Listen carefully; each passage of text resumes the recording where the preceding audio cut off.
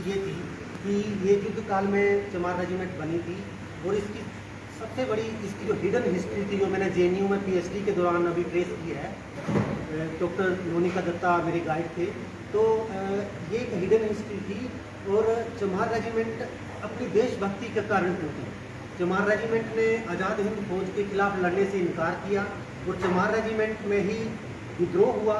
पहले चंदन सिंह जी थे जो पहले बागी थे, उनको जेल की सज़ा हुई, उसके बाद फिर उनको सस्पेंड किया गया। शुरुआत में जब 1943 में रेजिमेंट बनी और 1944 के अंदर देवक राम जी सोनीपत के थे, उन्होंने रेजिमेंट के अंदर 2 ऑफिसरों को गोली मारी है, विद्रोह किया है बाकायदा। और जब मैं पीएचडी कर रहा था जेएनयू से, तो मिलिट्री के जो हिस्ट्री डिवीजन है आरकेपुरम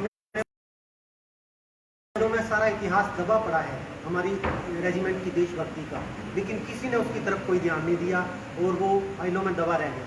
जो काम मंगल पांडे ने किया था उससे भी बड़ा काम जो था देवक राम ने किया, लेकिन दो ऑफिसरों के ऊपर गोली चली है, उनकी हत्या हुई है। लेकिन उनको जो फाइलें हैं, जो वॉर डायरीज हैं या जो मंथली इंटेलिजेंस रिपोर्ट्स हैं, उसमें लिखा है कि एक बहुत ही दुर्भाग्यपूर्ण घटना घट गई है।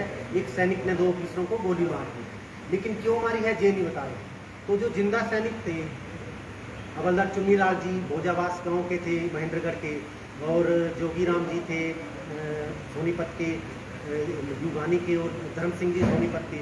तो उन सैनिकों ने आगे से वो पूरा बताया है कि किस तरह से वो घटना जो थी क्यों घटी थी, उन्होंने गोली क्यों चलाई। हिमाचल प्रदेश से एक अभी जनवरी में मैंने खोजा था, एक जिंदा सैनिक अभी भी जीवित है, संतराम जी।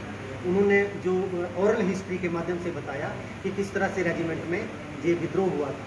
तो एक रेजिमेंट जो है वो विद्रोह के कारण टूटती है, देशभक्ति के कारण टूटती है, और उसका इतिहास, उसकी पैरवी करने वाला कोई नहीं है। समाज उस समय जो था वो अनपढ़ था, पीछे चलने वाला कोई नहीं था। तो उनकी देशभक्ति जो है वो फाइलों के अंदर ही दबी रह गई। तो उसी रेजिमेंट का ये जो स्मारक है बीड़ फार्म गांव में जो बनने जा रहा है, और मोखरा जी ने बताया अभी कि 1 तारीख को वहाँ 1 लाख लोग इकट्ठा हो रहा है। वो समाज का इसलिए नहीं हो रहा कि सिर्फ वहाँ स्मारक बनने जा रहा है। स्मारक जो रेजिमेंट का जो लोगो था वो लोगो वहाँ डिस्प्ले किया जाएगा, लेकिन उसके पीछे जो पब्लिक इकट्ठी हो रही है, रीजन ये है कि भाई हमारी देशभक्ति जो है वो फाइलों में दबी रह गई। आप आज़ादी का अमृत महोत्सव मनाने जा रहे हैं और एक इतनी बड़ी कम्युनिटी की जो देशभक्ति है वो फाइलों में दबी पड़ी है, उसको आप निकलवा नहीं रहे। तो समाज 1 लाख की संख्या में इसलिए इकट्ठा हो रहा है कि भाई हमें हमारी जो पहचान है एक देशभक्त के रूप में, हमारी जो रेजिमेंट ने पहचान की है। तो अगर हम देखिए, एससी समाज की 3 रेजिमेंटें बनी, एक महार रेजिमेंट, एक चमार रेजिमेंट और एक रामदासिया और मजवी रेजिमेंट। अगर चमार रेजिमेंट देशभक्ति की वजह से वहाँ विद्रोह ना करती तो आज वजूद में होती। जैसे जाट रेजिमेंट है, या राजपूत रेजिमेंट है, या गोरखा रेजिमेंट, उनकी तरह हमारी भी होती, लेकिन देशभक्ति की वजह से टूटी और उसकी देशभक्ति को किसी ने पहचाना तक नहीं, रिकॉग्नाइजेशन नहीं दी। तो मेन जो 1 लाख लोग इकट्ठे हो रहे हैं उसके पीछे रीजन वो है, स्मारक तो बनी रहा।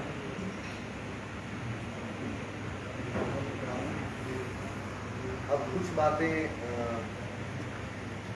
हमारे जो चमार रेजिमेंट ट्रस्ट के महासचिव हैं दिनेश चौरान जी को रखेंगे। सबसे पहले तो मैं आप सभी का अभिनंदन करता हूँ कि आप सभी अपना कीमती समय निकाल के यहाँ पे आए। चमार रेजिमेंट के बारे में डॉक्टर साहब ने आपको बता दिया है, स्मारक के बारे में भाई ने बता दिया है। तो सबसे पहले इसमें तो मैं आप सबको निमंत्रण देता हूँ कि आप 1 अक्टूबर को भी बीड़ फार्म गाँव में आए।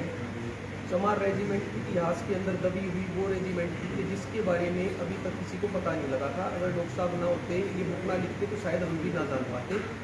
और अब हमारा मुख्य मकसद है इसके जरिए कि सबसे पहले तो हम चमार रेजिमेंट की बहाली की एक मांग उठाएंगे। तो जाति के आधार पर अन्य रेजिमेंट देश के अंदर अभी तक भी चल रही है, तो चमार रेजिमेंट बंद क्यों है, उसकी बहाली हमारी मुख्य मांग होगी।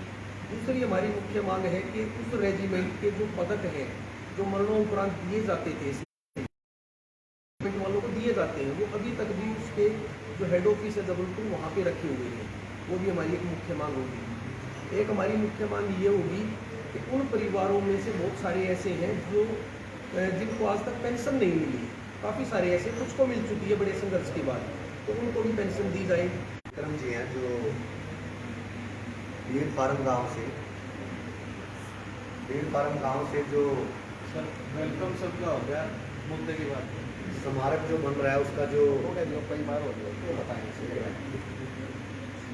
आप सभी पत्रकार बंधुओं को नमस्कार। और हमारे यहाँ की पंचायत को पूछने का उद्देश्य ये था कि 1 अक्टूबर 2023 को जो गांव बीड़ फार्म के अंदर हमारे स्मारक का अनावरण हो रहा है, उसके लिए निमंत्रण पत्र देने आया पत्रकार बंधुओं के माध्यम से समाज को पूरी तरह से कि आप 1 अक्टूबर को गांव बीड़ फार्म 80 के अंदर पहुँचे, ज़्यादा संख्या में, और पूरा गांव पूरा समाज इसके लिए बिल्कुल जोर शोर से तैयारी हुई है। इस तरह कोई समस्या नहीं है। और स्मारक का जो अनावरण है 1 अक्टूबर को 2023 को फार्म ही होगा। सरपंच प्रतिनिधि गांव से सभी पत्रकार बंधुओं को 1 अक्टूबर 2023 को हमारे गांव बीड़ फार्म में बहुत ही बड़ा भव्य प्रोग्राम होने जा रहा है। चमार रेजिमेंट मेमोरियल स्मारक बनने जा रहा है। तो वहाँ पे ना आप सब पत्रकार बंधु और छायाकार बंधु और सभी क्योंकि पूरे देश में देश भर के जो है जगहों को छोड़ के कोई विशेष कारण ये मैं आपको बताना चाहता हूँ कि आज़ादी के बाद ऐसी कम्युनिटी के अंदर पता नहीं कितने MP MLA बने, नेताओं ने जिक्र तो किया लेकिन आज तक इम्प्लीमेंटेशन किसी ने नहीं किया। तो सबसे पहले जिस तरह से चमार रेजिमेंट का जो नाम है तो माइंड में एक बार सीधा जाता है कि शेड्यूल कास्ट में बाय कास्ट चमार जो भी चीज़ है, लेकिन मैं जानकारी के लिए बताना चाहूँगा शेड्यूल कास्ट की सभी जाति इस रेजिमेंट के अंदर थी। पहले इसके अंदर 1-2 जगह का कुछ कोशिश किया था, लेकिन पूरे हरियाणा के अंदर अगर हम बाहुल्य बात करें ऐसे समाज की तो देवीगढ़ पूर्णिया और बीड़ फार्म बाहुल्य है। और जब हमने बीड़ फार्म के सरपंच से संपर्क किया तो उन्होंने अपनी ज़मीन चमार रेजिमेंट मेमोरियल ट्रस्ट को दी और ग्राम पंचायत में रेजोल्यूशन पास किया। यही सबसे बड़ा रीज़न था और गांव के लोगों ने बहुत ज़्यादा इंटरेस्ट दिखाया और वे इस चीज़ को बड़ा ही अब तक गर्व महसूस कर रहे हैं कि प्रथम स्मारक बीड़ फार्म के अंदर बनाया जा रहा है। और जिस दिन इसकी नींव रखी गई थी उस दिन गांव की सबसे शिक्षित महिला और गांव के सबसे छोटे बच्चों और गांव के सबसे बड़े बुजुर्ग का हाथ नींव पर लगवाया गया था। यही कारण है कि बीड़ फार्म को ही चुना गया इस स्मारक को बनाने के लिए। अगर किसी साथी का मीडिया बंधुओं को जोड़ सवाल तो पूछ सकता है।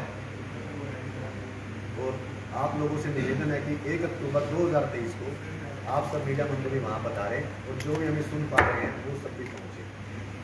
धन्यवाद।